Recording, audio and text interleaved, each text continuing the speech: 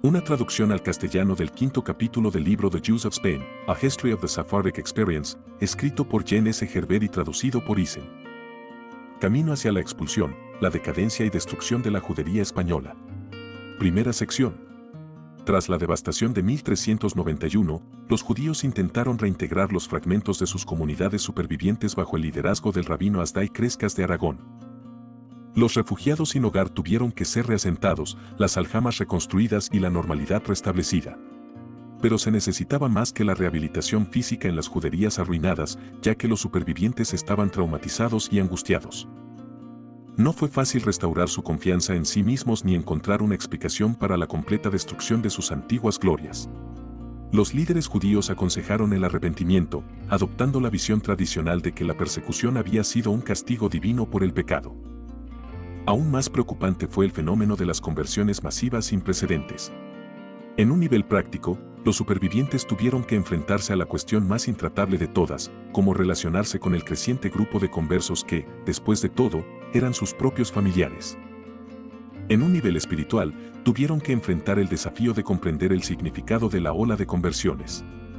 Obviamente, algunos de los bautismos forzados fueron respuestas instintivas de víctimas asustadas que asumieron que podrían volver al judaísmo una vez que pasara la tormenta, mientras que otros fueron motivados tanto por el interés propio pragmático como por el miedo. Además, algunos conversos podrían haber considerado la opción incluso antes de los disturbios, pero habían dudado debido al estigma social. Pero estas y otras explicaciones no abordaban el hecho central: el alcance general de las conversiones era asombroso. No es de extrañar que varios comentaristas contemporáneos consideraran el fenómeno converso como sintomático de una crisis espiritual mayor, única del judaísmo español. En Ijeret Musar, Epístola de Admonición Ética, Salomón Alamí, testigo presencial de los disturbios, argumentó que las conversiones se debían a una ruptura dentro de la comunidad judía. Ofreciendo la explicación tradicional de castigo divino por los pecados judíos, Alamí destacó el comportamiento orgulloso, decadente y ostentoso de los líderes comunitarios en España. Si nos preguntamos por qué nos sucedió todo esto, entonces debemos aceptar la verdad: nosotros mismos somos culpables. Nosotros y nuestras iniquidades causamos que ocurriera este mal. Nuestros sabios eran celosos unos de otros y faltaban al respeto, había muchas disputas entre los hombres sabios. Luego estaban aquellos eruditos que intentaron interpretar las escrituras a la manera griega y revestirla con ropajes griegos. Creían que Platón y Aristóteles nos habían traído más luz que Moisés, nuestro maestro. Ahora bien, si un hombre no puede vivir por su fe, ¿por qué habría de sufrir la muerte por ella y soportar la burla y la vergüenza de la dispersión entre las naciones? No sirve de nada citar las escrituras como apoyo para opiniones filosóficas. El camino de la razón y el de la fe están demasiado distantes y nunca se encontrarán. Aquellos que leen unas pocas columnas en un libro de filosofía griega pronto harán trizas el rollo de la Torá. Los siguientes en la línea de decadencia fueron los líderes de las comunidades y aquellos favorecidos y confiados por los reyes. Sus riquezas y su alta posición les hicieron abandonar la humildad. Adquirieron costosos carruajes y caballos, se vistieron con prendas preciosas. Abandonaron el estudio y la industria y cultivaron la ociosidad, la vanagloria y la ambición desmedida. Todos perseguían posiciones codiciadas, la envidia alejaba a un hombre de su prójimo y no les importaba denunciarse unos a otros ante la corte. La carga de los impuestos la trasladaron a las clases más pobres. Al final, la corte misma los encontró despreciables y los apartó de su poder. No hay espíritu comunitario entre nosotros. La gente se pelea por nimiedades, organizan banquetes, escuchan música, imitan a los gentiles en sus ropas y peinados. Si damos crédito a la amplia acusación de Alamí, el poder y el acceso a la corte habían corrompido a los líderes judíos, mientras que sus propios tribunales se debilitaban por la ignorancia y la indiferencia. El materialismo y la vanidad se habían vuelto rampantes mientras la asimilación destruía el tejido moral de la comunidad.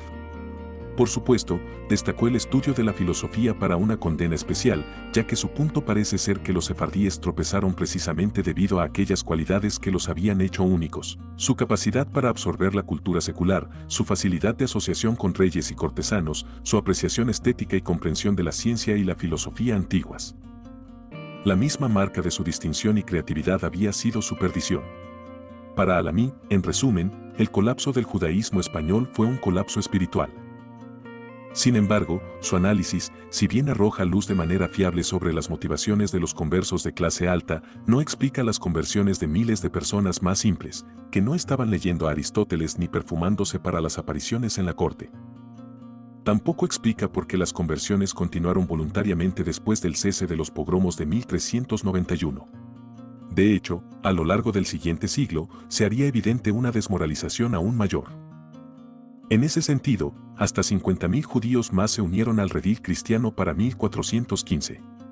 Al mismo tiempo, y quizás también desmoralizadora para los que quedaron atrás, muchos de los potenciales víctimas de los disturbios lograron de una u otra manera emigrar, marcando el comienzo de una nueva tendencia demográfica significativa. Por ejemplo, varios eruditos famosos se convirtieron y partieron poco después para encontrar un lugar más adecuado para revertir su conversión. Profiat Duran, un gramático y filósofo, pudo haber profesado el cristianismo, pero practicó secretamente el judaísmo en Perpiñán durante varios años, escribiendo obras polémicas y defensas de su fe tradicional mientras estuvo exiliado allí. Cécet Perfet, de Barcelona, llegó a Argelia después de un periodo de vagabundeo en Túnez. Armado con una extensa biblioteca salvada de la agitación, fue debidamente reconocido como rabino y juez de la comunidad argelina, a pesar de su conversión anterior. Además, eruditos y sus círculos de Valencia y Mallorca partieron hacia el norte de África, incluidos Emaduran y su hijo Simón Benzema, quienes no se habían convertido. Las tribulaciones experimentadas por la mayoría, si no por todos, de los emigrantes al norte de África se reflejan en el siguiente informe. Un día, un barco llegó aquí desde Mallorca con 45 conversos forzados de Mallorca, Valencia y Barcelona. El gobernador quiso admitirlos en la ciudad por razones de interés propio, ya que cobraría de ellos un doblón por cabeza, un arreglo impulsado por cierta persona. Fueron admitidos inicialmente sin cargo, y el cadí reprendió a algunos árabes que vinieron y le pidieron que no les permitiera desembarcar debido al aumento de precios. Pero esa persona llamó al pueblo para instar al gobernador a no permitirles desembarcar, para que pudieran regresar a Mallorca y ninguno de ellos llegara aquí. A pesar de las dificultades, sin embargo, los refugiados lograron establecer comunidades de emigrados en suelo norteafricano, en algunos casos imitando conscientemente las ordenanzas y precedentes de Toledo. Irónicamente, mientras sus hermanos lidiaban con la persecución y las comunidades debilitadas en Iberia, encontraban o provocaban fricciones con los judíos autóctonos en sus nuevos hogares. Las costumbres judías siempre han diferido de un lugar a otro, prevaleciendo las costumbres locales siempre que no contradigan la ley judía. Los sefardíes enfurecieron a las comunidades del norte de África con sus intentos de introducir sus propias costumbres en ciertas áreas del derecho personal, es decir, matrimonio y herencia, así como en la kashrut, o prácticas dietéticas. Además, los judíos autóctonos se sintieron molestos por la actitud de los recién llegados de que sus costumbres eran superiores. Finalmente, las muchas conversiones entre ellos plantearon una serie de problemas sociales difíciles. Pronto, se creó un cuerpo importante de literatura rabínica en un intento de resolver estos problemas. Una emigración de conversos estadísticamente significativa al Mediterráneo oriental comenzó después de 1391, ganando impulso a lo largo del siglo XV. El rechazo a las persecuciones en España impulsó a algunos a emigrar, otros fueron motivados por una ferviente convicción de que la era mesiánica estaba cerca. Grupos familiares enteros se unieron y alquilaron barcos para dirigirse a Palestina, ya que se les prohibía embarcar en naves cristianas. Este movimiento contrastaba fuertemente con la migración anterior, que involucraba principalmente a eruditos y ancianos que buscaban ser enterrados en Tierra Santa.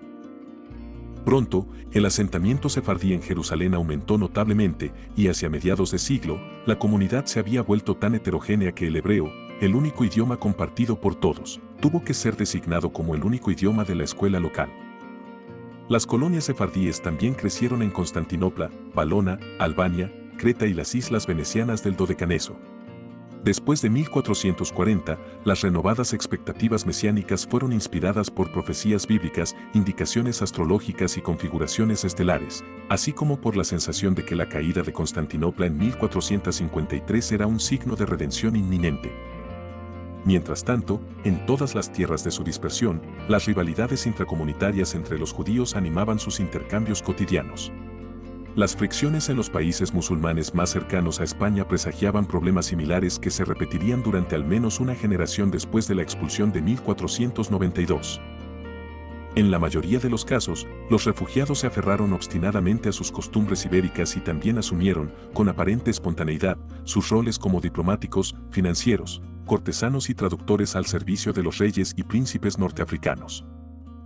Por supuesto, los núcleos de asentamientos sefardíes de 1391 facilitaron el ajuste y la integración del flujo mucho mayor de la expulsión. De hecho, estos refugiados posteriores probablemente siguieron las rutas de exilio trazadas por sus familiares un siglo antes. Sin embargo, una diferencia principal entre los dos eventos es la verdadera resurrección de comunidades adormecidas en el norte de África por las migraciones a finales del siglo XIV. Por primera vez en varios siglos, eruditos y médicos, matemáticos y astrónomos reaparecieron en persona y, de manera activa y vibrante, continuaron con su trabajo en medio de estas comunidades. Mientras tanto, a medida que el polvo se asentaba en España, los judíos estaban profundamente divididos en tres grupos separados: aquellos que continuaban practicando abiertamente el judaísmo, aquellos que se habían convertido en conversos y se mantenían como tales, y aquellos que renunciaron en privado a sus bautismos forzados y mantenían en secreto su adhesión al judaísmo. De alguna manera, ya fuera a través de esconderse o de huir, los judíos fieles habían permanecido como una comunidad reconocible, aunque estaban empobrecidos, derrotados y severamente traumatizados. Incluso después del año de disturbios, bandas de saqueadores y flagelantes continuaron vagando por el campo español, convirtiendo sinagogas en iglesias. A menudo al frente de estas turbas estaba Vicente Ferrer, un predicador enérgico y ferviente defensor de la conversión forzada que lideraba a las multitudes hacia los barrios judíos de España y convertía inmediatamente las sinagogas. Su temido arribo a una judería, acompañado por bandas de creyentes frenéticos flagelándose con cadenas, solía terminar en conversiones masivas de judíos asustados. Ferrer desempeñó un papel crucial en atraer a la cruz a algunos de los conversos más articulados y prominentes, como Salomón Aleví de Burgos. Bautizado como Pablo de Santa María, ascendió al cargo de canciller del Reino de Castilla y pronto emergió como uno de sus líderes más inflamatorios contra los judíos y el espíritu guía detrás de una serie de legislación antijudía de gran alcance promulgada en 1412. Estas leyes de Valladolid restringieron drásticamente los derechos residenciales judíos, aumentaron las limitaciones en las ocupaciones judías y circunscribieron las relaciones con los cristianos. En tal ambiente, los judíos sobrevivientes estaban desgarrados entre la voluntad de reconstruir y sucumbir a la tristeza. Sus hogares, sinagogas y talleres fueron destruidos, sus carreras en ruinas y la base fiscal de la comunidad severamente agotada. La mayoría de los eruditos habían sido martirizados y no quedaban jueces calificados para ocupar los tribunales de la ley judía. Peor aún, ninguna familia había sido perdonada de la muerte o conversión. Un testimonio conmovedor de tal disolución trágica se encuentra en testamentos sobrevivientes en los que una mujer judía deja sus propiedades tanto a sus hijos judíos como a sus hijos cristianos, estos últimos ahora conocidos por sus nombres de bautismo. Sin embargo, las comunidades lograron soportar. Reuniéndose inmediatamente después del desastre para fortalecer y reconstruir, a pesar de la progresiva reducción de la base económica judía, pusieron especial énfasis en reponer las filas de eruditos apoyando la educación hebrea. También fortalecieron la disciplina interna, especificando penas para frenar la influencia y actividades de los informantes judíos. Estos informantes denunciaban a sus correligionarios ante las autoridades seculares, poniendo en peligro la seguridad de la comunidad así como su autonomía judicial. A veces, buscaban obtener favores en la corte a cambio de sus traiciones. El segundo grupo, los quizás 100.000 conversos o nuevos cristianos, eran denominados por los judíos practicantes como anusim, los forzados. Sea cual fuera la etiqueta utilizada, las comunidades no dieron la espalda a estos conversos, que seguían siendo sus hijos, hermanos e incluso cónyuges. A cambio, algunos conversos, como hemos visto, asumieron su nueva identidad con entusiasmo, incluso hasta convertirse en fervientes enemigos de los judíos, pero la mayoría intentó integrarse discretamente en la población general. La mayoría de ellos era un grupo mal definido, ya no judío en nombre pero aún no cristiano en hechos. Algunos, probablemente solo unos pocos, se convirtieron en católicos no creyentes que podían seguir las formas exteriores de la fe dominante con pocas reservas debido a su escepticismo religioso general. Su estudio de la filosofía y el pensamiento libre los había convencido de que ninguna religión poseía la verdad y ya habían dejado de ser judíos creyentes. Para todos los conversos, ya fuera que lucharan espiritualmente o no, la eliminación de las restricciones económicas que anteriormente se les aplicaban como judíos significaba que su situación material mejoró de la noche a la mañana. Sus talentos reprimidos ahora liberados, pudieron ascender a algunas de las posiciones más altas en áreas que anteriormente estaban prohibidas, la nobleza, los cargos municipales e incluso los órdenes militares y religiosos. El tercer grupo, judíos que se habían convertido solo bajo presión extrema y que secretamente regresaron al judaísmo cuando cesó la ola de persecución, enfrentaba ahora hostilidad por parte de la población mayoritaria, que despectivamente los llamaba marranos, cerdos o traidores. Por supuesto, preferían considerarse como anusim. Pueden haber constituido una minoría significativa aunque patética dentro de la categoría de conversos, pero su número real sigue siendo objeto de controversia. El criptojudaísmo, por su naturaleza, escapa a la vista del historiador y a todos los registros escritos. Es cierto que informes posteriores de la Inquisición que proyectan la memoria de las víctimas hacia las décadas de 1430 y 1440 describen varias prácticas secretas judías entre los conversos de la época. Por otro lado, tales pruebas, generalmente obtenidas bajo tortura, deben ser interpretadas con cautela. Se sabe que las redes de marranos de vínculos familiares y comerciales eran fuertes. Los marranos de varias localidades se ayudaban entre sí y se cuidaban de contraer matrimonio solo entre ellos. Según los juicios posteriores de la Inquisición, los marranos continuarían haciendo intentos especialmente valientes por adherirse a los preceptos judíos fundamentales, aunque sus nociones sobre lo que constituía la práctica judía se difuminaban con el paso del tiempo. Con la mayor discreción, evitaban los alimentos prohibidos, ayunaban meticulosamente, preparaban sus hogares para el Sabbat y encendían velas de Sabbat. Las personas fingían enfermedades para evitar trabajar en el Sabbat y podrían preparar 2 cenas separadas en las noches de viernes, la cena de carne que se consideraba apropiada para el Sabbat y también una cena de pescado, en caso de que un extraño pasara. El sacrificio ritual de animales debía realizarse solo en patios interiores, por supuesto. Algunos festivales familiares, como el Seder de Pascua, podían celebrarse en casa. Los participantes prestaban atención cuidadosa a los detalles y enfatizaban el mensaje subyacente de libertad para la nación. Para evitar ser detectados, otros festivales se observaban en el campo. Purim, que conmemora la liberación milagrosa de los judíos de Persia a través de los esfuerzos de la reina Esther, se convirtió en el festival arquetípico de los marranos. Después de todo, ella era una figura similar a los marranos, circulando en incógnito en la corte del enemigo.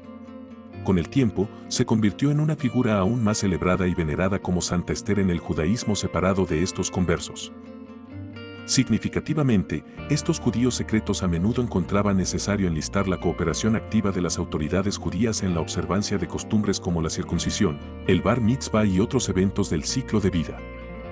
Los rabinos oficiaban en la boda de una pareja marrana o en un entierro después de que se hubieran realizado los ritos públicos de la iglesia. Naturalmente, aunque los rituales judíos eran clandestinos, los rumores sobre las observancias secretas de los marranos circulaban ampliamente. Unidos por la historia y la familia, los 3 grupos, judíos observantes, conversos y marranos, mantenían contacto entre sí, viviendo inicialmente uno al lado del otro en los mismos barrios. Las fronteras eran fluidas. Según la ley judía, después de todo, las conversiones forzadas no tenían validez porque un hombre solo puede ser responsable de aquellas acciones que realiza de su propia voluntad. En otras palabras, los conversos seguían siendo judíos, aunque judíos que habían pecado. En respuesta a las masacres del Rin de 1096 mencionadas anteriormente, de hecho, las tradiciones rabínicas medievales tendían a considerar a los conversos con consideración especial, especialmente si no transgredían públicamente la ley judía y trataban de observar al menos algunos preceptos judaicos. Ciertamente, la puerta estaba abierta para que el converso regresara. Los judíos practicantes al principio eran bastante compasivos y comprensivos con los conversos, por lo tanto, mientras la solidaridad comunitaria y la tradición requerían que se asistiera a cualquier correligionario que buscara ayuda para continuar practicando el judaísmo. Este ideal armonioso se complicó, sin embargo, por la cuestión de qué relación sería apropiada para la comunidad mantener con los hijos e hijas de los conversos. Profundamente inmersos en el modo de vida cristiano, esta generación se volvió cada vez más desprendida de las creencias y tradiciones de sus padres a medida que avanzaba el siglo XV. Segunda sección. La cuestión de la judeidad de la población converso es compleja. Como cualquier grupo, los nuevos cristianos incluían personas con una variedad de motivos, creencias y enfoques de vida. El converso vivía en una especie de sociedad interina, con su identidad quizás en constante cambio durante décadas.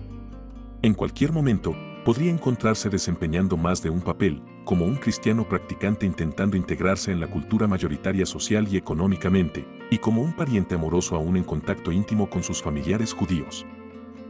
Si experimentaba un rechazo total del mundo cristiano, podría volverse más apasionadamente comprometido con su herencia. Por el contrario, podría contrarrestar las dificultades inherentes a su nueva identidad convirtiéndose en un perseguidor de judíos. Eran la mayoría de los conversos cristianos reacios, pero cristianos a pesar de todo, bastante preparados para asimilarse si no se les recordaba constantemente sus orígenes por una población antisemita. ¿O eran la mayoría realmente judíos? ¿En qué momento un converso dejaba de considerarse a sí mismo como judío?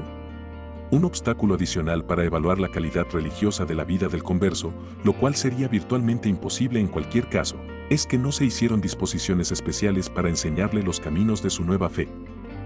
Además, incluso un converso sincero podría continuar practicando los usos judíos por mera costumbre. Los aspectos culturales y étnicos de la identidad judía no serían eliminados por un bautismo forzado.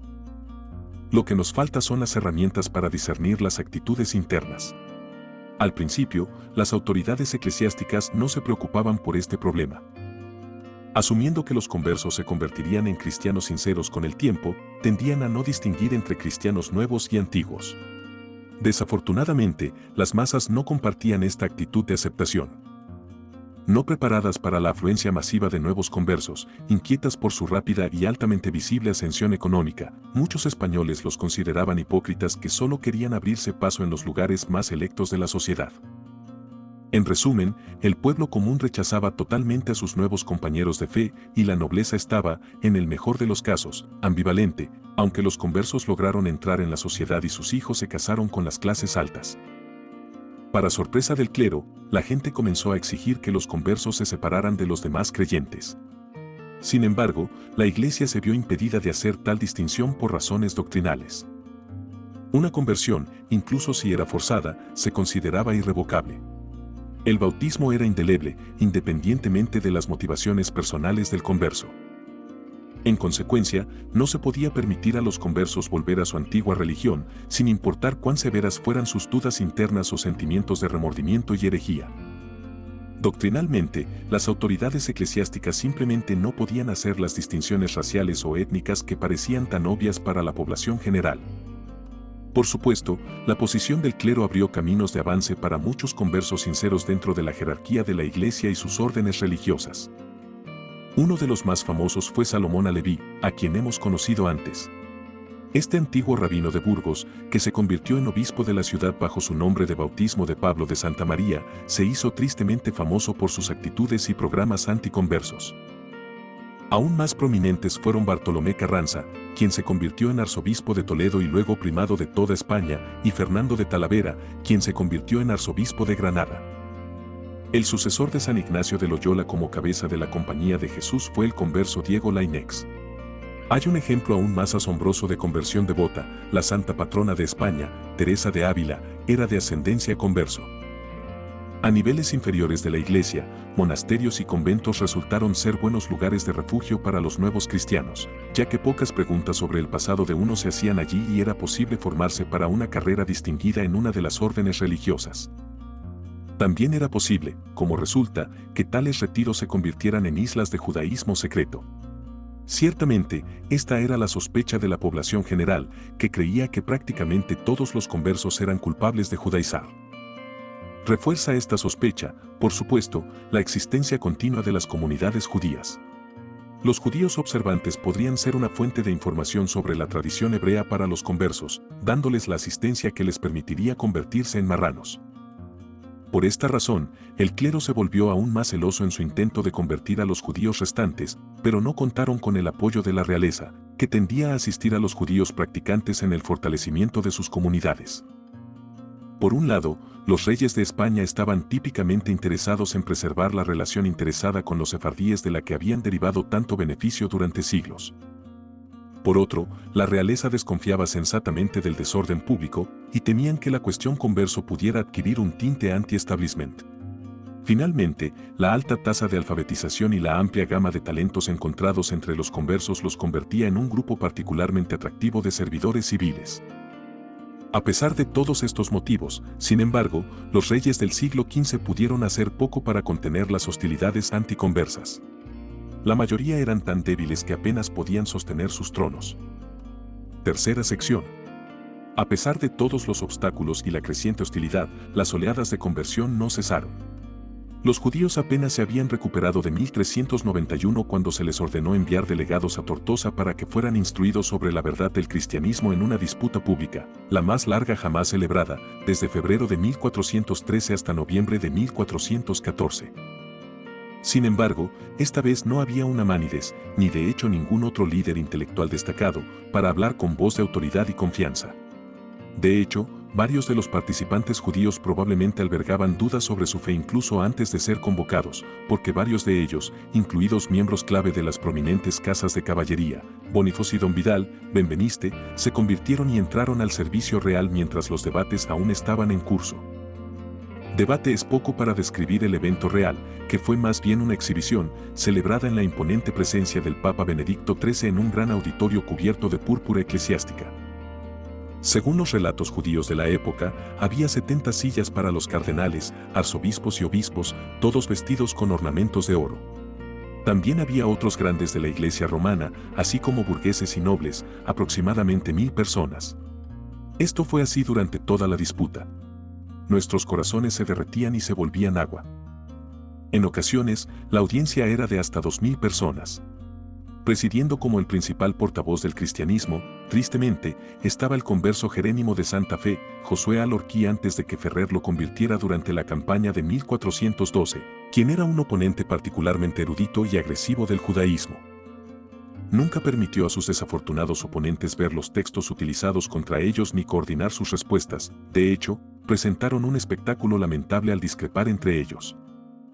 Por supuesto, ni siquiera la actuación más pulida y convincente habría cambiado mucho el resultado de la disputa en las circunstancias particulares de Tortosa. La verdad del cristianismo nunca se consideró en cuestión, como dejó claro el Papa en su declaración inaugural: vosotros, los sabios judíos, debéis tener en cuenta que no estoy aquí, ni os he enviado a este lugar, para discutir cuál de las dos religiones es verdadera. Porque sé que mi fe es la única verdadera, la vuestra había sido verdadera alguna vez, pero ha sido superada. Habéis venido aquí solo por causa de Jerónimo, quien ha prometido demostrar, a través del mismo Talmud de vuestros maestros, que son más sabios que vosotros, que el Mesías ya ha llegado. Debatiréis ante mí exclusivamente sobre este tema. De hecho, los delegados judíos fueron sometidos a un largo sermón converso sobre la verdad indiscutible del cristianismo. Se produjeron fuentes espurias para confundirlos, la burla y el desdén fueron flagrantes. Incluso antes de que se cerraran los procedimientos, circularon rumores por toda España de que los delegados judíos habían sido contundentemente derrotados y se habían convertido todos. Este rumor precipitó una carrera masiva de judíos desalentados hacia el bautismo, aumentando aún más las filas de los problemáticos conversos. En consecuencia, a lo largo de la segunda década del siglo XV, las deserciones de judíos fueron anunciadas públicamente y ampliamente por el clero jubiloso. Muchas comunidades judías desaparecieron por completo y la desmoralización de los sefardíes en todo el país aumentó. Quizás la evidencia más reveladora del miedo judío durante estos años difíciles se encuentra en una serie de leyes promulgadas en 1432 por representantes de varias comunidades activas de Castilla a iniciativa del rabino Abraham Benveniste, tesorero del rey Juan II y rab de la corte, o rabino principal.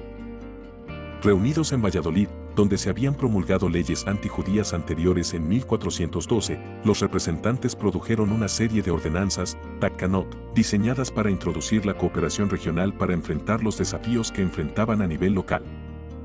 La amplia gama de temas incluía el mantenimiento de sinagogas y escuelas y el acuerdo sobre los métodos para elegir jueces y el alcance de sus poderes judiciales. Sin embargo, más representativas del ambiente amenazante fueron varias ordenanzas que tocaron específicamente las relaciones entre judíos y cristianos. Por ejemplo, se prohibió a los judíos convocar a un correligionario ante tribunales seculares o eclesiásticos. Además, se adoptaron medidas para prohibir a los individuos obtener exenciones fiscales, un tema de creciente amargura dentro de la comunidad. Se introdujo una legislación especial, conocida como legislación suntuaria, para evitar que los judíos mostraran lujo o extravagancia. Sabemos que tales leyes suntuarias se introducían generalmente en la Francia, Alemania o Italia medievales cuando las relaciones de los judíos con sus vecinos estaban especialmente perturbadas. El rabino Benveniste dio un ejemplo personal de modestia para la comunidad, vistiendo presuntamente solo de negro en sus visitas a la corte. Cuarta sección. Eventualmente, quedó claro que el asunto de los conversos en España trascendía las líneas de clase, ideología o fe religiosa. Incluso a mediados del siglo XV, no había una respuesta fácil a la pregunta de quién era judío o cristiano. Pero para la mayor parte de la población, comenzó a difundirse la convicción de que la ascendencia judía o la raza, no la creencia religiosa profesada, definía quién era judío. Por lo tanto, a medida que los conversos seguían ganando prominencia en todos los ámbitos de la vida, aumentaron las demandas de restricciones y discriminación contra ellos. Miles de ellos solo tenían los recuerdos más difusos de su religión anterior para entonces, pero a los ojos de los llamados cristianos viejos llevaban el estigma de sus orígenes. La hostilidad hacia los conversos judíos alcanzó su clímax en Toledo en 1449 en un pogromo dirigido exclusivamente contra los conversos. En su aftermath, el Consejo Municipal introdujo estatutos que diferenciaban entre cristianos viejos y cristianos nuevos en el empleo religioso y gubernamental, limitando estrictamente las actividades de los conversos. El resentimiento de la población cristiana era claramente evidente en el preámbulo de estos estatutos de pureza de sangre, limpieza de sangre. Declaramos que los llamados conversos, descendientes de perversos ancestros judíos, deben ser considerados por la ley como infames e ignominiosos, no aptos ni dignos para ocupar ningún cargo público ni beneficio dentro de la ciudad de Toledo o en tierras dentro de su jurisdicción, ni para ser comisionados para juramentos o notarios, ni para tener autoridad sobre los verdaderos cristianos de la Santa Iglesia Católica. Con este acto, el propósito mismo de los pogromos de 1391 y de los movimientos de conversión subsiguientes, es decir, convertir a los judíos y llevarlos completamente y de forma permanente al redil cristiano, fue frustrado. Los conversos estaban ahora aislados como una nueva clase, ni judía ni cristiana, que era no asimilable y no podía ser redimida. Paradójicamente, las leyes restrictivas se volvieron cada vez más complejas a medida que la verdadera judaicidad de los conversos se volvía más remota, incluso mítica.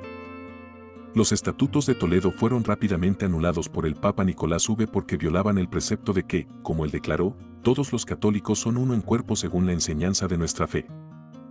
Aunque así decretó que el origen racial no determinaba si uno era católico o no, los reyes sin embargo aprobaron las leyes raciales en 1451.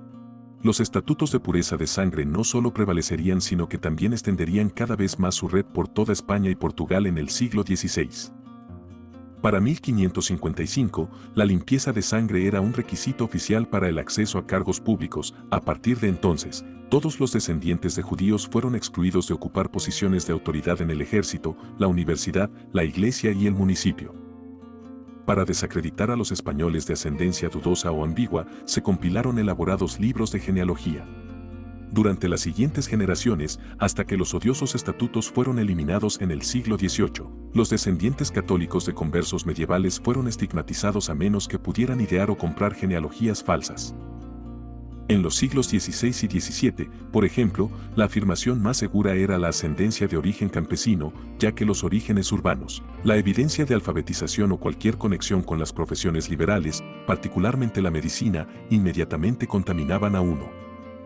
En esa línea, los comerciantes y hombres de negocios eran automáticamente considerados descendientes de conversos. No es de extrañar que un clérigo español del siglo XVI, Padre Pedro, estuviera desconcertado y exasperado por las actitudes de su gente. Los españoles hemos conseguido crear una nación de locos. Aún distinguimos entre cristianos nuevos y cristianos viejos. Buscamos sangre judía que apenas existe, casi 100 años después de la expulsión de los judíos. Con tal actitud, solo podemos traer deshonra sobre nosotros. El matrimonio de Fernando e Isabel en 1469 parecía augurar la posibilidad de estabilidad tras un prolongado periodo de caos político y guerra civil. Desde la perspectiva judía, la unión de los dos mayores reinos ibéricos de Aragón y Castilla a través del matrimonio tendría un efecto estabilizador. A partir de su trágica experiencia pasada como una pequeña y vulnerable minoría en la Europa medieval, habían aprendido que su mejor esperanza para la seguridad residía en un poder central fuerte que pudiera mantener el orden. Además, se creía en privado entre los judíos que Fernando descendía de judíos y por lo tanto se opondría a más persecuciones. Abraham Seneor, el principal recaudador de impuestos de Sevilla, junto con otros judíos y conversos prominentes de la corte, presionó la candidatura del rey para la mano de Isabel, organizó una reunión clandestina entre ambos e incluso, según relatos hebreos, proporcionó los regalos de compromiso que Fernando necesitaba para sellar el matrimonio. Los cronistas judíos registraron la actitud esperanzada de la comunidad hacia la boda, y en cada provincia y ciudad, la noticia de que el rey de Aragón era ahora también el rey de Castilla fue recibida con alegría y entusiasmo por los judíos, quienes decían unos a otros: «Él es nuestro hermano y carne, con sangre judía en él. Has bendecido la obra de sus manos, y su sustancia ha aumentado en la tierra». Job 10.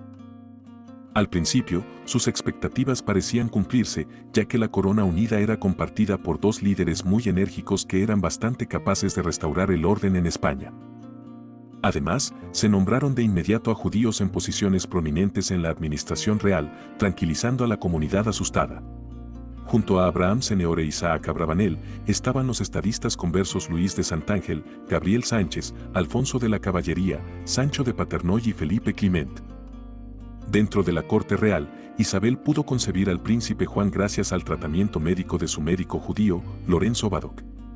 El rey y la reina, al intentar frenar los excesos de los nobles y los consejos municipales, dieron ejemplo de que los judíos no debían ser perjudicados. En varias ocasiones, intervinieron personalmente para detener desórdenes antijudíos y castigaron a quienes fomentaban la violencia. Cuando defendió a los judíos de Trujillo en 1477, Isabel declaró: «Todos los judíos de mis reinos son míos y están bajo mi amparo y protección, y me corresponde defenderlos y protegerlos y mantener sus derechos». Además, cuando los municipios incumplían sus deudas con los judíos, la pareja real apoyaba a los acreedores. O cuando una ciudad como Bilbao prohibía a los judíos pasar la noche dentro de sus murallas, eran defendidos por los monarcas. Fernando e Isabel también protegieron a las aljamas del abuso por parte de los consejos municipales al establecer medios ordenados para la recolección del tributo judío. En algunos casos, como en Cáceres, eligieron intervenir para aliviar la carga fiscal de la comunidad. En resumen, una abundancia de evidencia revela que, hasta la víspera misma de la expulsión, los gobernantes de Aragón y Castilla consideraban a los judíos como súbditos legales merecedores de protección.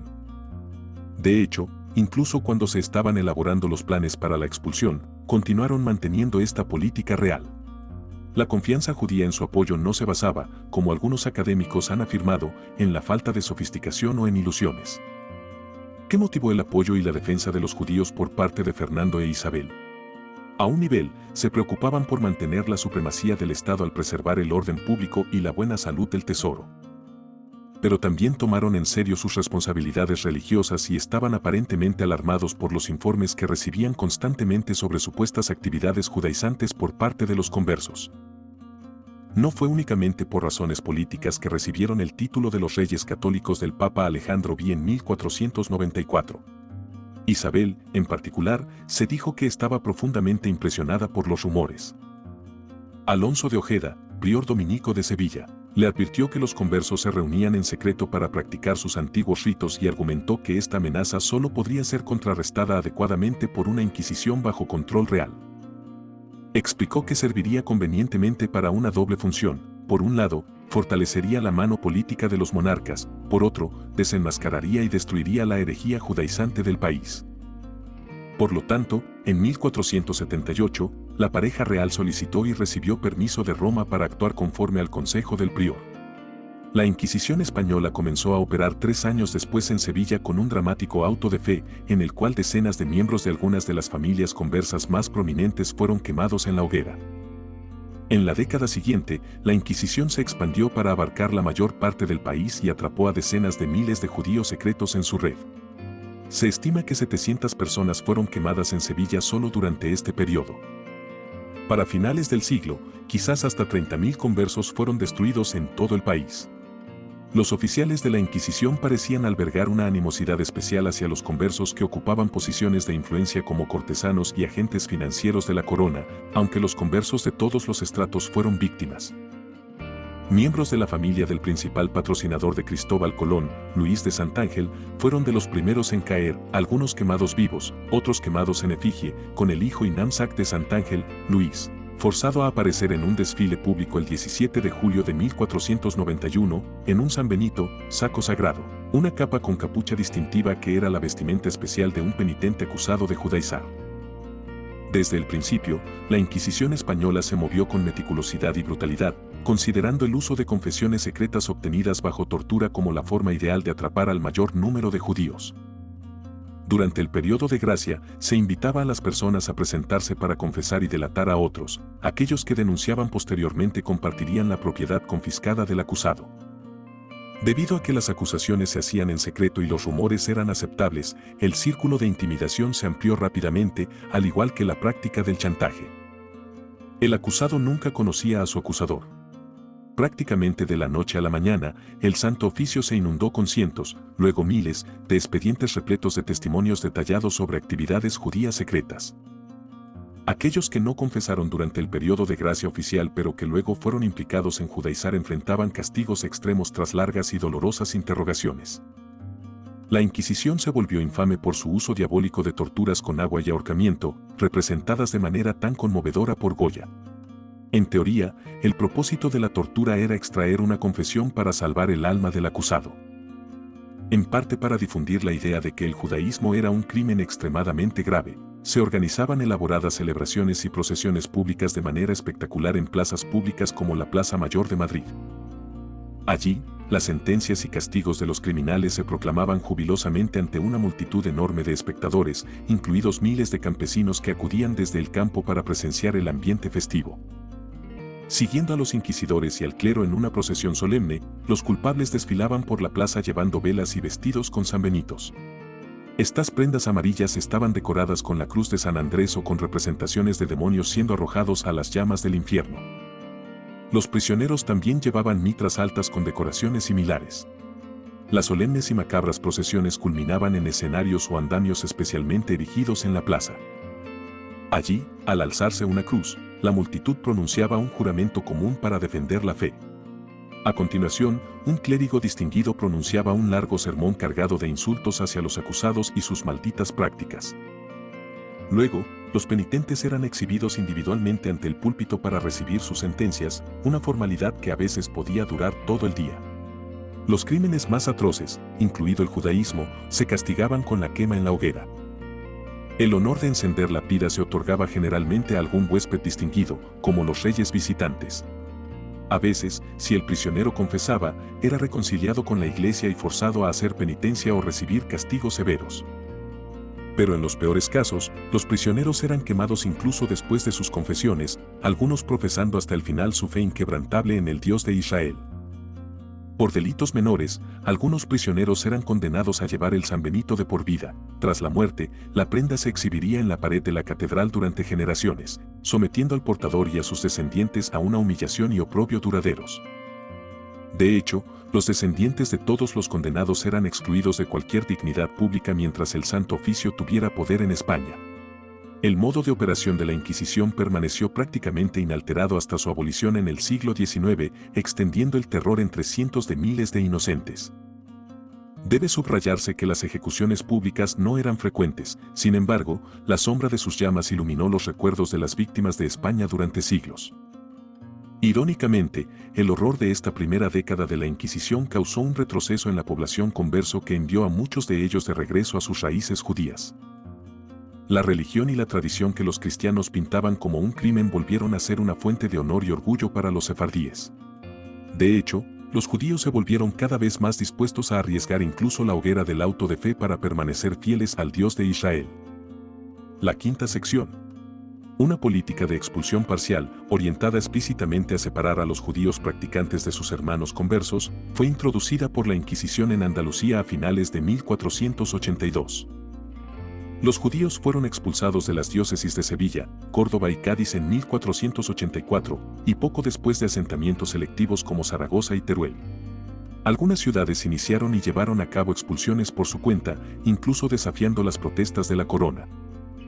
En retrospectiva, parece que varios experimentos en el tratamiento de los judíos se estaban llevando a cabo simultáneamente, no solo la expulsión, sino también la confiscación, expropiación y expoliación temporal.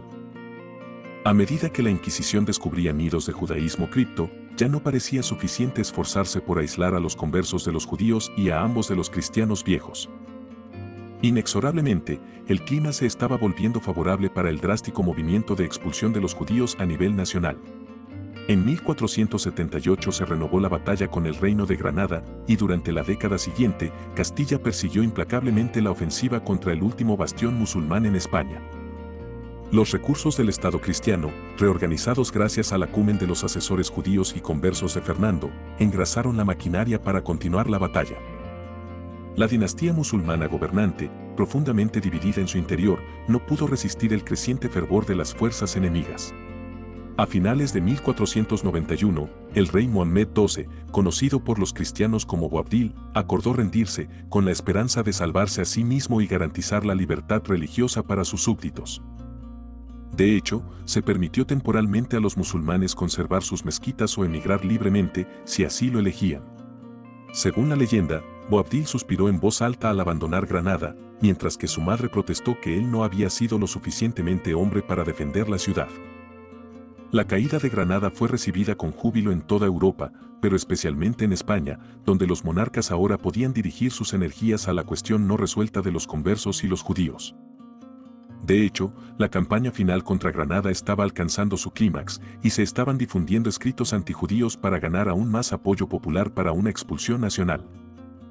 En 1490 a 91, se fabricó una horrible acusación de libelo de sangre conocida como el caso del Niño de la Guardia, y se extrajeron confesiones escabrosas de atrocidades a los judíos después de torturas particularmente viciosas.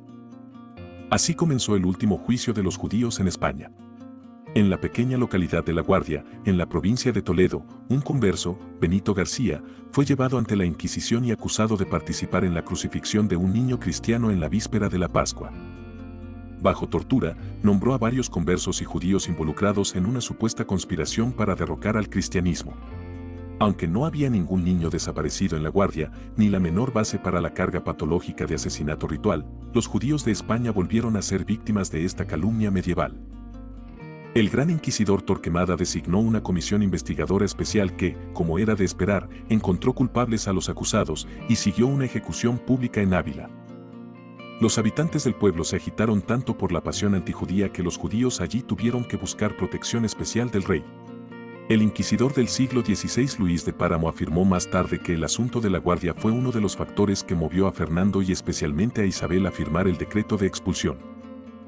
Los procedimientos del juicio de La Guardia revelan que la acusación de libelo de sangre de 1490 no fue únicamente una acción contra Benito García o cualquier otro desafortunado inocente, sino más bien contra toda la población judía y converso, cuidadosamente preparada y orquestada por la Inquisición con total indiferencia hacia incluso los conceptos más vagos de legalidad. Aparentemente, Torquemada estaba preparando a la nación para el decreto de expulsión, que se haría público solo 3 meses después del veredicto. El veneno antisemita del decreto caería así sobre oídos receptivos. El 2 de enero de 1492 se izó el estandarte español sobre la Torre de la Alhambra, el palacio fortaleza en Granada que simbolizaba la antigua gloria del reino islámico de Al-Ándalus. Los cristianos de toda España, victoriosos, exultaban, pues la lucha contra los musulmanes había agotado las energías de la nación durante más de una década. Además, la caída del último bastión del Reino de Granada ponía fin a una cruzada de reconquista que se había llevado a cabo de forma intermitente durante siglos. Sin embargo, los judíos se habían regocijado junto a sus vecinos, esperanzados en que la estabilidad y tranquilidad pudieran ahora regresar al país. Poco después de la caída de Granada, sin embargo, comenzaron a circular rumores en los círculos más íntimos de la corte sobre que un decreto de expulsión para expulsar a todos los judíos no convertidos sería pronunciado pronto. Las fechas específicas para la formulación, promulgación y anuncio público del decreto siguen siendo objeto de disputa, pero probablemente fue firmado a finales de enero y promulgado a finales de marzo. Fue durante este intervalo cuando Abravanel y Señor intentaron influir en las autoridades para revocar el decreto. En su introducción a su comentario sobre los profetas anteriores, Abravanel recuerda que se reunió 3 veces con el rey, rogando incansablemente pero en vano por su pueblo.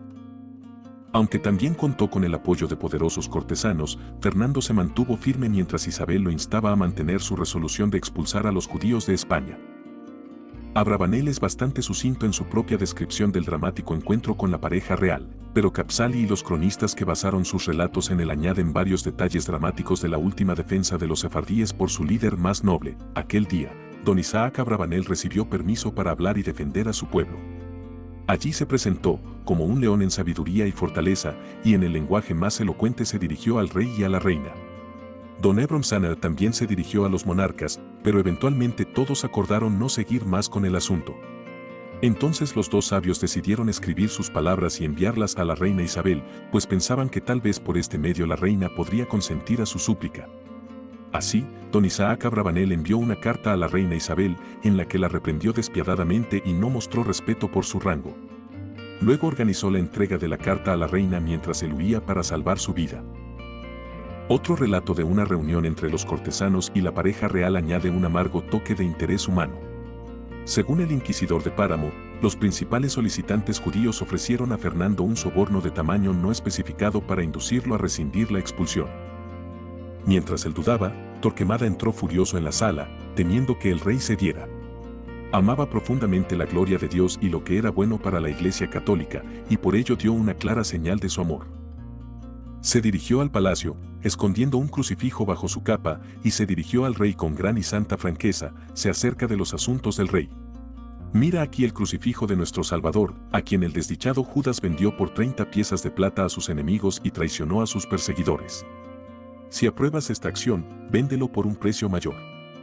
Yo, por mi parte, renuncio a todo poder. No tomaré ninguna culpa, tú serás responsable ante Dios por este negocio. Dicho esto, dejó su crucifijo frente a ellos y se marchó.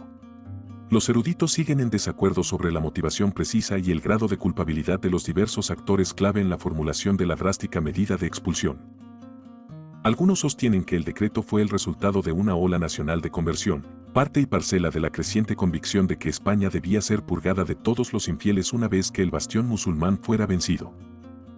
Respaldan este punto de vista al señalar la disposición de la corona para readmitir a los exiliados judíos que accedieran a convertirse y las disposiciones del decreto que permitían expresamente a los judíos convertidos permanecer en el país.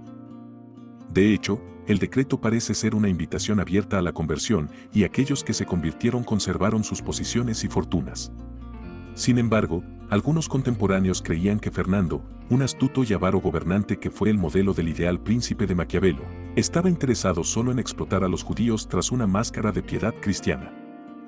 Si es así, fue extremadamente hábil en ocultar su crueldad, protegiendo temporalmente a sus súbditos sefardíes durante las décadas de 1470 y 1480 mientras aparentemente planeaba su eliminación.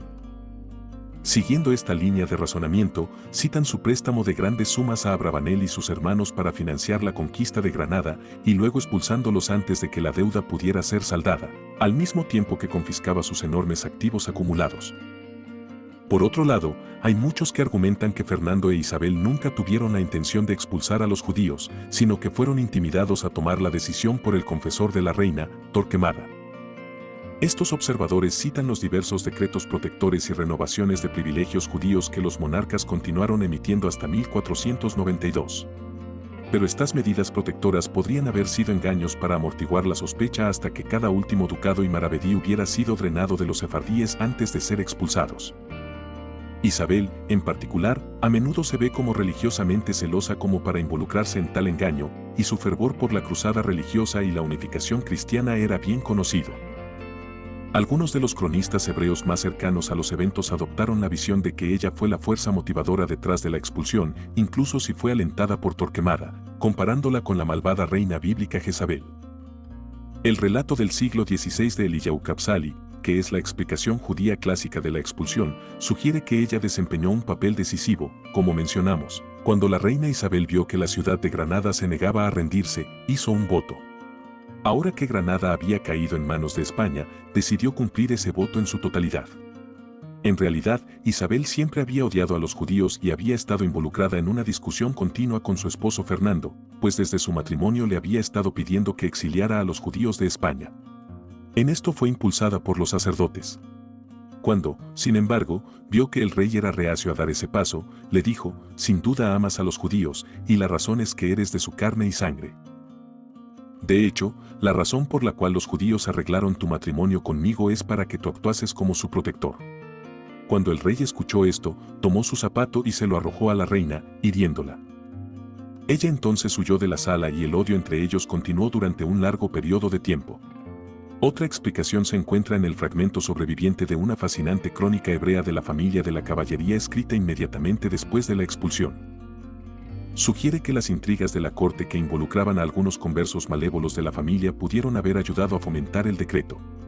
Eran conversos acostumbrados al mal del pecado, comenzando desde los días de Fra Vicente Ferrer, que pensaban mal del pueblo de Dios y conspiraron para destruir el nombre de Israel de la tierra. Ya fuera por su ansia de desvincularse de los judíos o por miedo a sus propias posiciones, algunos consejeros conversos del rey se habían convertido en los peores enemigos de su pueblo. Algunos exiliados, como Salomón Imberga, c. 1450 a 1520, vieron claramente la mano de Torquemada detrás de todos los eventos traumáticos. En España había un sacerdote que tenía un odio tremendo hacia los judíos, y la regla es que quien aflige a los judíos se convierte en líder al hacerlo. Él era el confesor de la reina y la instigó a obligar a los judíos a convertirse. Si no lo hacían, debían ser pasados a cuchillo. La reina suplicó al rey y le rogó que lo hiciera. Algún tiempo después, el rey cedió y decretó, a consejo de su esposa, que todos los judíos debían convertirse y aquellos que no lo hicieran debían abandonar su reino. Esto fue emitido como un decreto real. En última instancia, la expulsión se comprende mejor como la culminación de una política integral de unificación cristiana que había estado emergiendo en la sociedad española incluso antes de la conquista de Granada. Otras explicaciones no se sostienen. Por ejemplo, los celos económicos no eran centrales, ya que la comunidad judía ya no era especialmente rica en 1492. Los pocos hombres ricos estaban grandemente superados en número por una población de modestos artesanos. Tampoco había llegado la antagonía popular a un umbral intolerable. El antisemitismo era impredecible y siempre podía ser avivado por fanáticos, pero la agitación real probablemente fue un factor menos poderoso que en 1449, el tiempo del pogrom de Toledo y sus secuelas. Además, la aristocracia, aunque tal vez amenazada por el ascenso de una clase converso rica, no era especialmente hostil hacia los judíos. Evidentemente, algunos aristócratas resentían encontrarse dependientes de ellos para préstamos y apoyo político, pero los cronistas judíos del siglo XVI dejan claro que se habían desarrollado profundas afinidades culturales y lazos entre los conversos y los nobles que extraían su poder del estatus heredado y de la riqueza territorial. La mejor explicación para la expulsión puede derivarse del propio decreto. Según el texto, era necesario eliminar la perniciosa presencia de los judíos y su judaísmo viviente porque estaban teniendo una influencia corruptora sobre los malos cristianos. Ningún otro remedio solucionaría el problema de los conversos, así se ha descubierto el gran daño causado a los cristianos por su participación, conexión y conversación con los judíos. Dado que está claramente demostrado que siempre intentan por todos los medios a su disposición destruir y alejar a los creyentes cristianos de nuestra santa fe católica, separarlos de ella, acercarlos a su fe, iniciando a los cristianos en sus rituales y costumbres religiosas, organizando asambleas en las que les leen y les enseñan a ellos y a sus hijos, proporcionándoles libros de los cuales puedan recitar sus oraciones y anunciar sus días de ayuno, reuniéndose para leer y estudiarlas. Historias de su Biblia, anunciándoles las festividades antes de su celebración, informándoles lo que deben observar y hacer, dándoles desde sus casas el pan sin levadura y la carne sacrificada ritual. Por lo tanto, hemos acordado ordenar la expulsión de todos los judíos y judías de nuestro reino. Nunca debe regresar ninguno de ellos. Y si se les encuentra viviendo en nuestros reinos y dominios, deben ser ejecutados. El decreto de expulsión fue recibido por los judíos con desesperación e incredulidad. Se les dio 4 meses para cerrar sus asuntos y no se les permitió llevar consigo oro, plata ni metales preciosos. Reconociendo que no podían evitar un viaje forzado hacia lo desconocido, buscaron frenéticamente deshacerse de sus propiedades, pero la tarea era prácticamente imposible en el tiempo asignado. Los tesoros acumulados de generaciones incluían sinagogas exquisitas, cementerios antiguos, baños rituales y salas. En cuanto a los edificios privados, ¿cómo podían vender rápidamente tantas villas y viñedos, huertos y campos de grano? El mercado estaba aún más saturado con talleres y ateliers, miles de viviendas y deudas no saldadas. El sacerdote contemporáneo Andrés Bernaldez describe cómo la mayoría de las posesiones se vendieron por una miseria, un viñedo por el precio de un pañuelo, una casa por un burro, un taller por un pedazo de lino o un pan. Algunas personas enterraron sus objetos de valor con la esperanza de que pudieran regresar más tarde. Los eruditos angustiados dispersaron bibliotecas familiares que se habían conservado durante generaciones, incluso mientras intentaban memorizar parte de esta sabiduría atesorada. La descripción de Abravanel sigue siendo conmovedora. El pueblo escuchó este malvado decreto y lloró. Donde quiera que llegaba la noticia del decreto, había un gran lamento entre los judíos. Hubo un gran temblor y dolor como no se había experimentado desde los días del exilio de los judíos de su tierra a la tierra de los extranjeros. Los judíos se animaban unos a otros: fortalezcámonos en nombre de nuestra fe, en nombre de la Torá de nuestro Dios. Si nuestros enemigos nos dejan vivir, viviremos, y si nos matan, moriremos. Pero no profanaremos nuestro pacto, y nuestros corazones no retrocederán, caminaremos adelante en nombre del Señor nuestro Dios. El autor de su sufrimiento, Fernando, calculó fríamente cuánto podría obtener del decreto.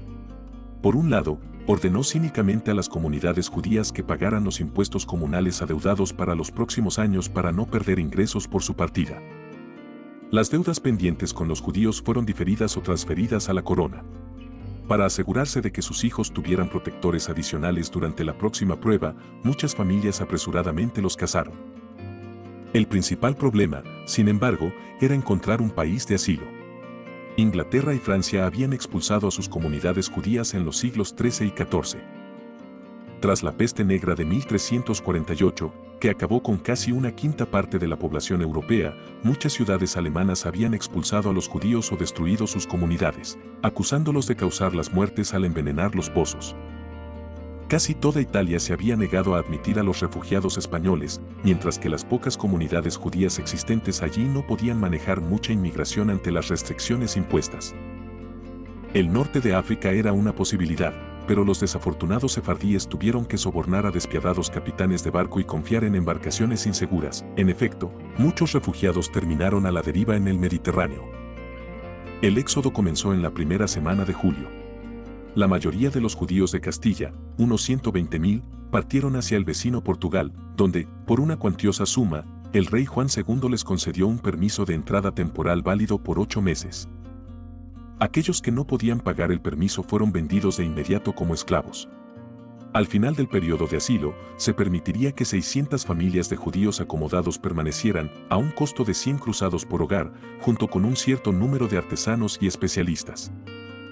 El rey al principio accedió a proporcionar barcos para llevar al resto de la comunidad a otro lugar.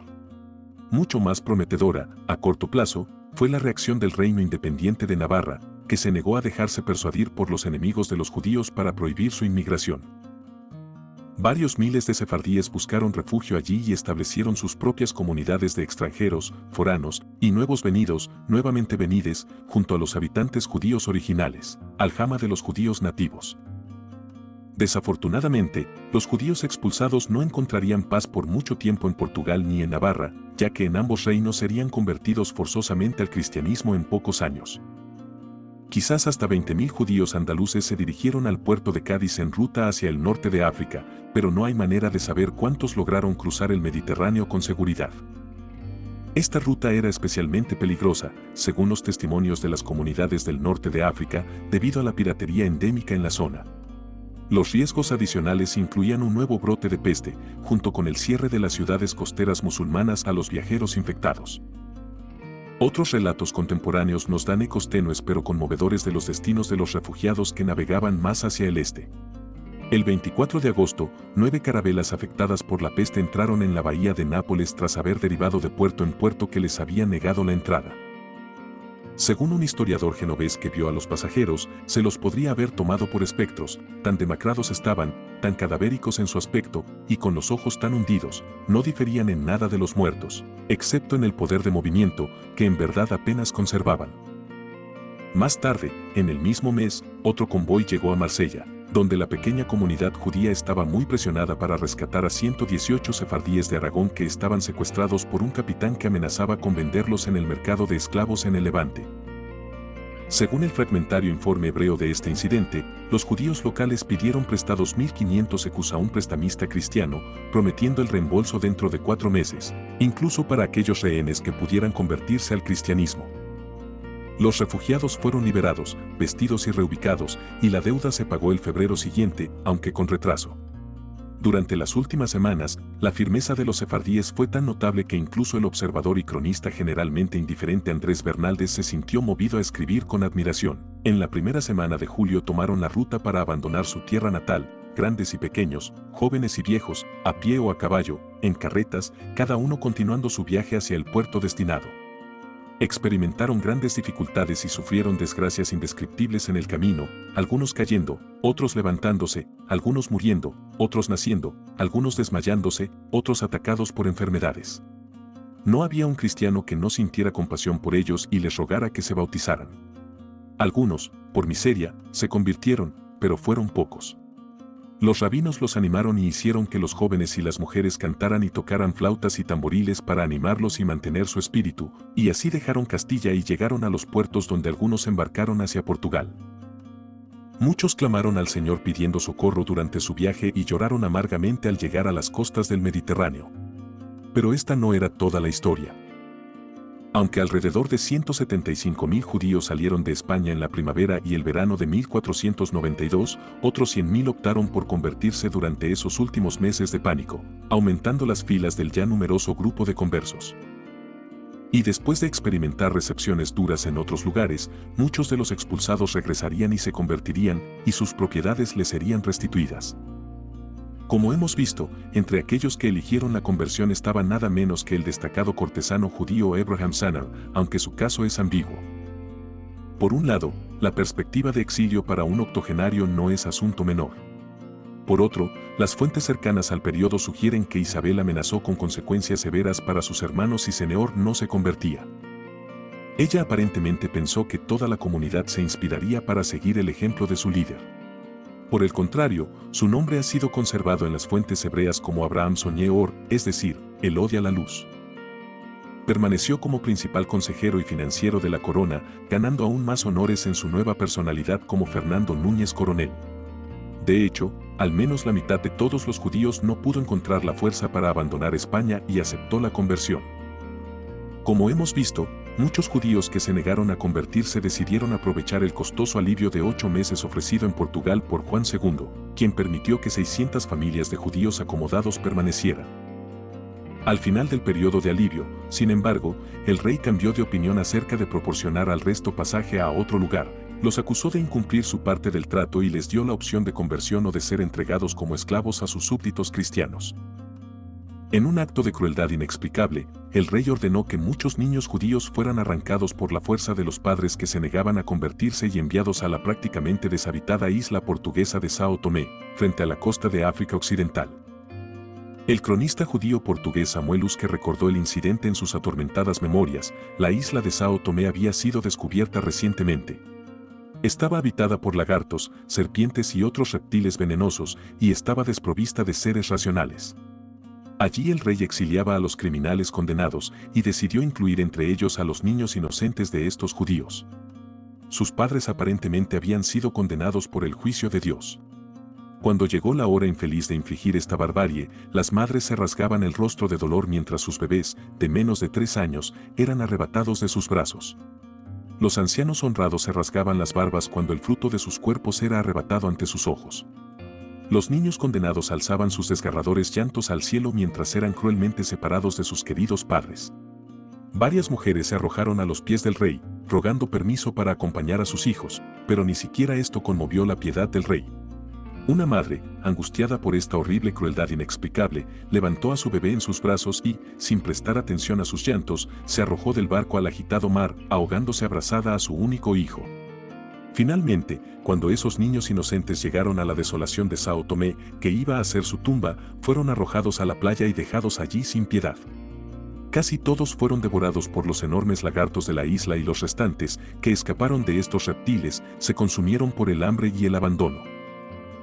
El alivio temporal de la presión para la conversión llegó en 1495, cuando Juan murió y su sucesor, Manuel I, ordenó que todos los judíos esclavizados fueran liberados. El respiro fue breve. El nuevo monarca tenía la ambición de aliarse con el trono de España casándose con la hija de Fernando e Isabel. Aceptarían el matrimonio solo con la condición de que él expulsara a los judíos de Portugal. Su decreto de expulsión, promulgado el 5 de diciembre de 1496, les dio hasta finales de 1497 para partir. De hecho, Manuel no deseaba animar a los judíos a irse por una razón muy práctica. A diferencia de España, su reino no contaba con una población de conversos que pudiera quedarse para servir como la clase media de la nación después de la expulsión. Por lo tanto, quería eliminar el judaísmo mientras retenía a los judíos. Su solución fue intentar forzar a todos los judíos portugueses a convertirse. El 19 de marzo de 1497, durante las festividades de la Pascua, se ordenó que todos los niños judíos entre 4 y 14 años fueran capturados y convertidos. Además, debían permanecer permanentemente separados de los padres que se negaran a convertirse. Al mismo tiempo, a los judíos que habían decidido abandonar el país se les informó que solo podían partir desde Lisboa. Cuando llegaron, viniendo de todas partes del país, se sorprendieron al ver que también se les llevaban a sus hijos. Además, no se habían preparado barcos en el puerto para transportarlos al exilio y un ejército de sacerdotes los esperaba en los terrenos del palacio. Después de haber sido arrastrados a este lugar, fueron bautizados en masa. El decreto de expulsión no tuvo que ser ejecutado, porque todos los judíos de Portugal eran ahora cristianos. Las ironías de la situación son tan claras como conmovedoras en términos de entender el problema de los conversos. España había expulsado a sus judíos para eliminar su influencia sobre los conversos, pero la expulsión solo había logrado aumentar las filas de conversos dentro de sus fronteras. A la vuelta de la esquina, las conversiones forzadas de Manuel atraparon a los fieles que habían huido de España, añadiendo así decenas de miles de conversos no deseados a la comunidad de conversos total. Los efectos combinados de estos dos eventos, por lo tanto, añadieron un gran número de conversos al cuerpo político de España y Portugal. En las circunstancias especiales del último, Manuel aceptó los argumentos de los conversos forzados de que, dada la naturaleza repentina y violenta de su conversión, necesitaban tiempo para adaptarse a sus nuevas identidades. Aceptó no hacer indagaciones sobre sus prácticas religiosas durante los próximos 20 años y decretó además que no se harían distinciones entre cristianos nuevos y viejos, con la esperanza de que los conversos perderían sus hábitos acostumbrados y se confirmarían en nuestra santa fe. Pero las suposiciones del rey resultaron ser poco realistas. Al igual que en España, la masa distintiva de conversos forzados no podía cambiar su identidad religiosa de la noche a la mañana. Defensores del judaísmo por definición, ya que habían escapado a Portugal en primer lugar para evitar la conversión, seguían siendo toda una comunidad judía, rabinos, eruditos, mendigos, empresarios, aunque hubieran sido bautizados a la fuerza.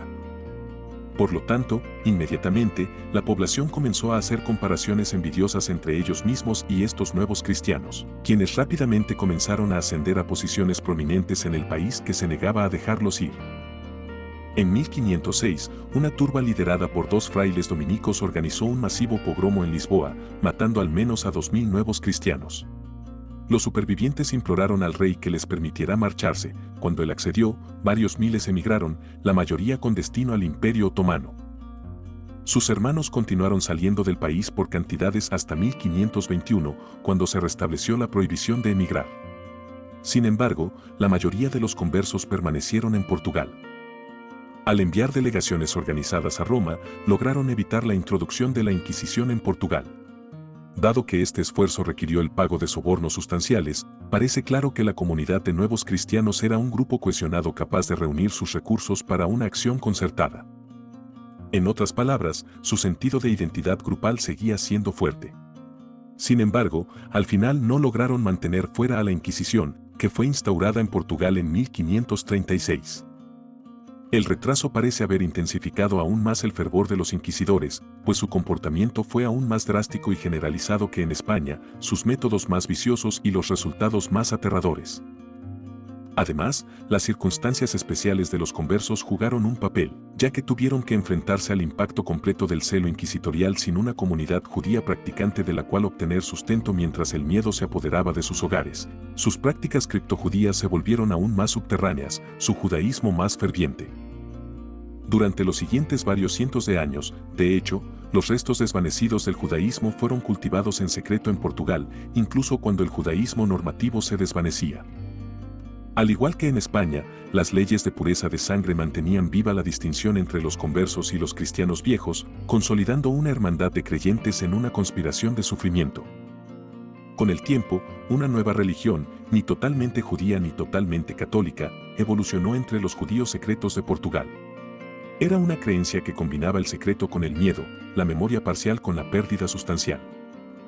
Sus observancias incluían mucho ayuno, oraciones abreviadas en las que solo se mantenía una palabra en hebreo, Adonai, o Dios, festividades abreviadas que podían ser observadas de manera encubierta en casa y un conjunto especial de rituales reservados principalmente para mujeres.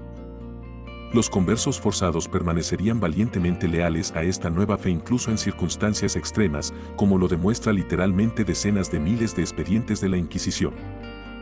Los ecos de su fortaleza llegarían a través del Atlántico al Nuevo Mundo. Además de Portugal, el pequeño reino de Navarra había parecido un refugio inmediatamente conveniente en 1492. Un pequeño enclave de judíos se reunió allí directamente desde el sur de España, arrojándose febrilmente a reconstruir sus vidas y trabajando en el fortalecimiento de su aljama. Sin embargo, a principios de 1498, la influencia de Fernando e Isabel había prevalecido sobre la oposición de la dinastía local y estos refugiados también tuvieron que enfrentar la elección entre el exilio y la conversión. La geografía jugó un papel significativo en este caso, ya que Navarra era un reino sin salida al mar, Francia al norte y Castilla y Aragón al sur estaban cerrados para los judíos. Así tuvo lugar la última conversión forzada de la península ibérica, y la historia de los sefardíes de España como un cuerpo legalmente constituido y reconocido llegó a su fin. Su historia a partir de entonces sería la de una comunidad doblemente exiliada dispersa por prácticamente todos los rincones del mundo. Fin.